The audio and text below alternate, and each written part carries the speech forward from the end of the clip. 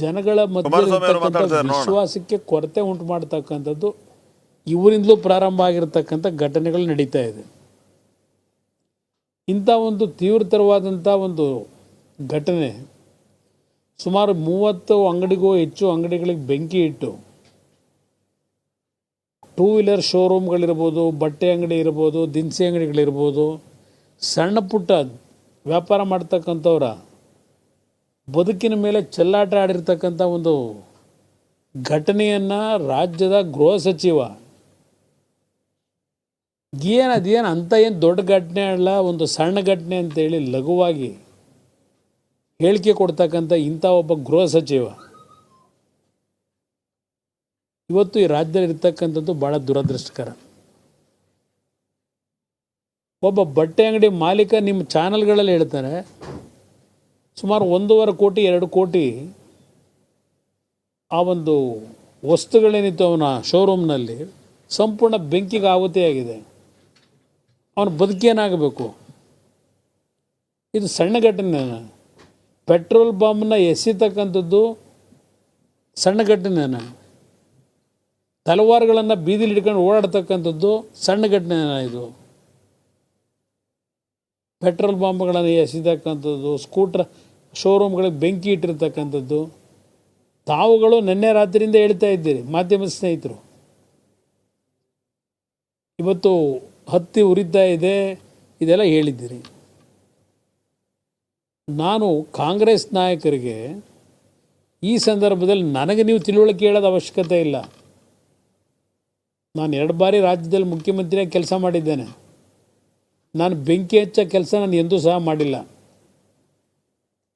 ಬೆಂಕಿಯನ್ನು ಆರಿಸ್ತಕ್ಕಂಥ ಕೆಲಸ ಮಾಡಿದ್ದೇನೆ ಹೊರತು ನಾನು ಎಂದೂ ಸಹ ನನ್ನ ರಾಜಕೀಯ ಜೀವನದಲ್ಲಿ ದ್ವೇಷಕ್ಕೋಸ್ಕರವಾಗಿ ಬೆಂಕಿ ಹಚ್ಚತಕ್ಕಂಥ ಕೆಲಸ ಮಾಡಿಲ್ಲ. ನಾನು ಇವತ್ತು ಅಲ್ಲಿ ಪೊಲೀಸ್ನ ವೈಫಲ್ಯ ಇದೆ ಸ್ಥಳೀಯವಾಗಿ. ನಾನು ಹಿರಿಯ ಅಧಿಕಾರಿಗಳ ಬಗ್ಗೆ ಹೇಳಲ್ಲ. ಕಳೆದ ಬಾರಿ ಒಂದು ಸಣ್ಣ ಘಟನೆ ಮೆರವಣಿಗೆ ಸಂದರ್ಭದಲ್ಲಿ ಆಗಿರ್ತಕ್ಕಂಥದ್ದೇನಿದೆ ನಮ್ಮ ಮುಂದೆ ಇದೆ.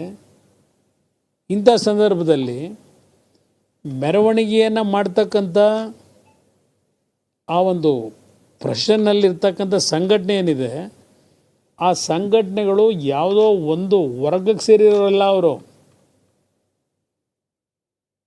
ಇಲ್ಲ ಯಾವುದೋ ಒಂದು ಪಕ್ಷಕ್ಕೆ ಸೇರಿದವರಲ್ಲ. ಕಾಂಗ್ರೆಸ್ನವರು ಇದ್ದಾರೆ, BJPಯವರು ಇದ್ದಾರೆ, ದಳದವರು ಇದ್ದಾರೆ.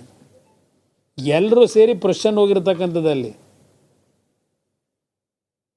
ಇವತ್ತು ಸ್ಥಳೀಯವಾಗಿ ಪೊಲೀಸ್ ಅಧಿಕಾರಿಗಳು ಅಲ್ಲಿರ್ತಕ್ಕಂಥ ಸರ್ಕಲ್ ಇನ್ಸ್ಪೆಕ್ಟ್ರು, ಆ ಇನ್ಸ್ಪೆಕ್ಟರ್ಗಳ ಲೆವೆಲ್ನಲ್ಲಿ ಸರಿಯಾದ ರೀತಿ ಕ್ರಮ ತಗೊಂಡಿದ್ರೆ ಈ ಘಟನೆ ನಡೀತಾ ಇತ್ತಾ? ಹಿಂದೆ ನಡೆದಿರ್ತಕ್ಕಂಥ ಅವರ ಕಣ್ಣಾರೆ ನೋಡಿದ್ದಾರೆ. ಈಗ ರಾಜಕೀಯ ಮಾಡಬಾರ್ದು ಅಂತ ನನಗೆ ಉಪದೇಶ ಮಾಡೋರು,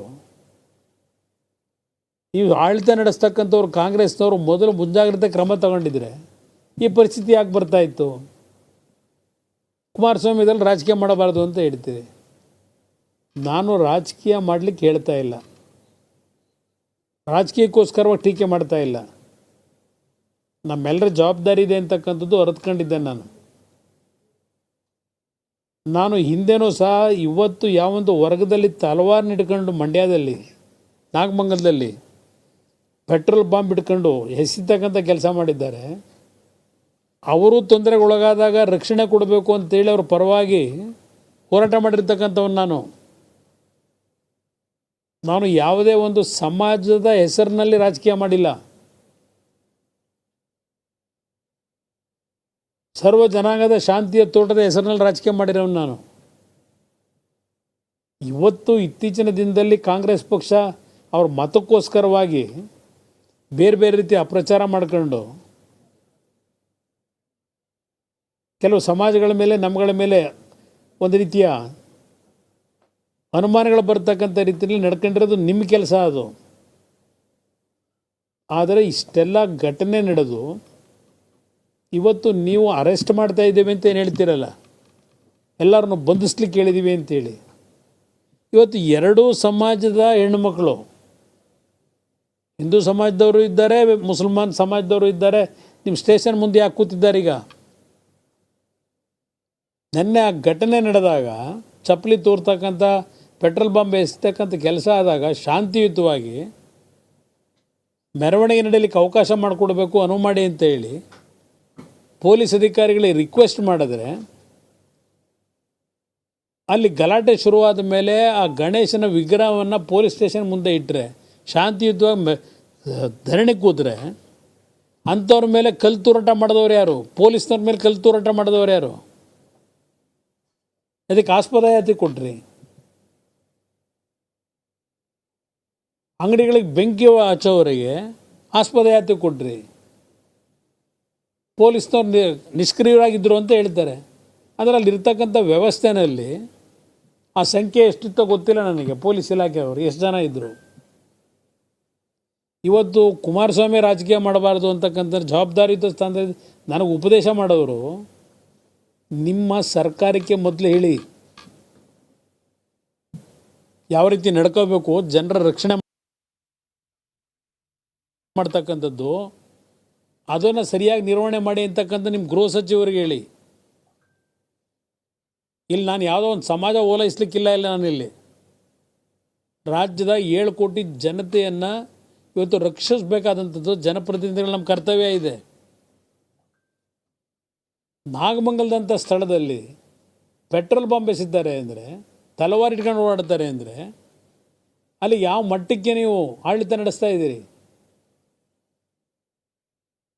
ಭಯ ಭಕ್ತಿ ಇಲ್ಲ ಯಾರಿಗೂ. ಈ ಸರ್ಕಾರ ಬಂದ ಮೇಲೆ ಪ್ರತಿನಿತ್ಯ ಯಾವ ರೀತಿ ಕಾನೂನು ವ್ಯವಸ್ಥೆಗಳಲ್ಲಿ ನಿಮ್ಮ ಇಲಾಖೆಯಿಂದ ಇರ್ತಕ್ಕಂಥ ನಿಷ್ಕ್ರಿಯತೆ, ಅಧಿಕಾರಿಗಳ ಶಕ್ತಿಯನ್ನು ಇವತ್ತೇನು ಸಂಪೂರ್ಣವಾಗಿ ಇವತ್ತು ಅವರನ್ನು ನಿಷ್ಕ್ರಿಯ ಮಾಡಿದ್ದೀರಿ ಅಧಿಕಾರಿಗಳನ್ನು, ಅದರ ಹಿನ್ನೆಲೆ ಇಂಥ ಘಟನೆಗಳು ಮರುಕಳಿಸ್ತಾ ಇದೆ. ಪ್ರತಿದಿನ ಹಲವಾರು ರೀತಿಯ ಕೊಲೆಗಳು, ದರೋಡೆಗಳು ಸ್ವೇಚ್ಛಾಚಾರವಾಗಿ ಯಾಕೆ ನಡೀತಾ ಇದೆ? ನಿಮ್ಮಲ್ಲಿ ತಪ್ಪಿಟ್ಕೊಂಡು, ನಿಮ್ಮಲ್ಲಿ ಅಡ್ಮಿನಿಸ್ಟ್ರೇಷನ್ ಲ್ಯಾಪ್ಸಸ್ ಇಟ್ಕೊಂಡು ನನಗೆ ಬುದ್ಧಿ ಹೇಳೋದು ನಿಮ್ಮಿಂದ ಕಲಿಬೇಕಾ? ನಾನು 2 ಬಾರಿ ಮುಖ್ಯಮಂತ್ರಿಯಾಗಿ ಕೆಲಸ ಮಾಡಿದ್ದೇನೆ, ಹೌದು. ನನ್ನ ಕಾಲದಲ್ಲಿ ಯಾವುದೇ ರೀತಿಯ ಕೋಮು ಸಂಘರ್ಷಕ್ಕೆ ಎಡೆ ಮಾಡಿಕೊಟ್ಟಿಲ್ಲ. ಇವತ್ತು ನೀವು ಬಂದ ಮೇಲೆ ಇಷ್ಟರ ಮಟ್ಟಿಗೆ ಎಲ್ಲ ಸಮಾಜದ ಒಂದು ರಕ್ಷಣೆಗೆ ನಿಮ್ಮ ಕಾರ್ಯಕ್ರಮ ಯಾವ ರೀತಿ ಕೊಟ್ಕೊಂಡಿದ್ದೀರಿ, ಇದೆಲ್ಲ ಕಾಣ್ತಾ ಇದ್ದೇವೆ, ನೋಡ್ತಾ ಇದ್ದೇವೆ. ಇವತ್ತು ಕೋಟ್ಯಾಂತರ ರೂಪಾಯಿ ನಷ್ಟ ಆಗಿರ್ತಕ್ಕಂಥ ಆ ವ್ಯಾಪಾರಸ್ಥರ ಪರಿಸ್ಥಿತಿ ಏನಾಗಬೇಕು? ಸಾಲ ಎಲ್ಲಿ ತರಬೇಕು? ಅವರು ಸಾಲ ತೀರ್ಸೋದಲ್ಲಿ ತೀರಿಸ್ತಾರೆ. ಸಣ್ಣ ಪುಟ್ಟ ವ್ಯಾಪಾರ ಮಾಡೋರು ಅವರು ಇವತ್ತು ಬೀದಿಗೆ ಬಂದಿದ್ದಾರೆ. ಅವ್ರ ಪರಿಸ್ಥಿತಿ ಏನಾಗಬೇಕು? ಏನಾದರೂ ಕನಿಷ್ಠ ನಿಮಗೆ ಒಂದು ಪರಿಜ್ಞಾನ ಇಟ್ಕೊಂಡಿದ್ದೀರಾ ನೀವು ಕಾಂಗ್ರೆಸ್ ನಾಯಕರು? ಅಲ್ಲಿ ಯಾರೋ ಕೂತ್ಕೊಂಡೇನೋ ಅವ್ರ್ಯಾರೋ, ನನಗೆ ಯಾರೋ ಒಬ್ಬ ಕೂತ್ಕೊಂಡು ಬುದ್ಧಿ ಹೇಳ್ತಾನೆ, ಇನ್ನೊಂದು ಹೇಳ್ತಾನೆ. ಅದು ನನ್ನ ಜೊತೆಲೇ ಹಿಂದೆ ಇದ್ದಂಥವ್ರು, ಕೆಲಸ ಮಾಡಿದವರು, ನಾನು ಯಾವ ರೀತಿ ನಡ್ಕೊಂಡಿದ್ದೀನಿ ಅಂತಕ್ಕಂಥದ್ದು, 2 ಬಾರಿ ಮುಖ್ಯಮಂತ್ರಿಯಾಗಿ ರಕ್ಷಣೆ ಯಾವ ರೀತಿ ಕೊಟ್ಟಿದ್ದೀನಿ ಅಂತಕ್ಕಂಥದ್ದು ಇತಿಹಾಸದಲ್ಲಿ ಕಡತದಲ್ಲಿದೆ. ಯಾತಕ್ಕೆ ನನ್ನ ಕಾಲದಲ್ಲಿ ಯಾವ ಘರ್ಷಣೆ ಇರಲಿಲ್ಲ? ಯಾವ ಕೋಮು ಸಂಘರ್ಷಗಳು ಯಾಕಿರಲಿಲ್ಲ ನನ್ನ ಕಾಲದಲ್ಲಿ? ಈಗ ಯಾಕೆ ಇವೆಲ್ಲ ನಡೀತಾ ಇದೆ? ಇದಕ್ಕೆ ಭಾಳ ಮುಂದೆ ದಿನಗಳು ಕಾಂಗ್ರೆಸ್ ನಾಯಕರಿಗೆ ಹೇಳ್ತೀನಿ, ಪೆಟ್ಟು ತಿಂತಕ್ಕಂಥ ದಿನ ದೂರ ಇಲ್ಲ. ನೀವು ಸರ್ಕಾರದಲ್ಲಿ ಇವತ್ತು ಏನೇನು ನಡೀತಾ ಇದೆ, ಪಾಪ ನಿಮ್ಮಗಳಿಗೆ ಆ ಲೂಟಿ ಹೊಡೆಯೋ ಕೆಲಸದ್ದು ಇವತ್ತೇನು ನಡೀತಾ ಇದೆಯಲ್ಲ ಚರ್ಚೆ ಜನಗಳಲ್ಲಿ, ಅದನ್ನು ಅರಗಿಸ್ಕೊಳ್ಳೋಕ್ಕೆ ನಿಮಗೆ ಸಮಯ ಇಲ್ಲ ಇವತ್ತು. ಅದು ಇವತ್ತಿಂಥ ಒಂದು ಪರಿಸ್ಥಿತಿಗಳಾಗಲಿಕ್ಕೆ ಕಾರಣ ಆಗಿದೆ ಅನ್ನೋದು ನನ್ನ ಅಭಿಪ್ರಾಯ. ಈಗಲೂ ಸರ್ಕಾರಕ್ಕೆ ಹೇಳ್ತಕ್ಕಂಥದ್ದು, ಇವತ್ತು ಅಮಾಯಕರನ್ನ ಬಂಧಿಸ್ತಕ್ಕಂಥದ್ದು ನಿಲ್ಲಿಸಿ, ಈ ಪ್ರಕರಣದ ಹೆಸರಿನಲ್ಲಿ ಹೇಳ್ಕೊಂಡು ಸಿಕ್ಕಿದ್ದವ್ರನ್ನೆಲ್ಲ ಅವನು ಒಳ್ಳೆಯವನೋ ಕೆಟ್ಟವನೋ ಇದನ್ನೆಲ್ಲ ಪರಾಮರ್ಶೆ ಮಾಡದೆ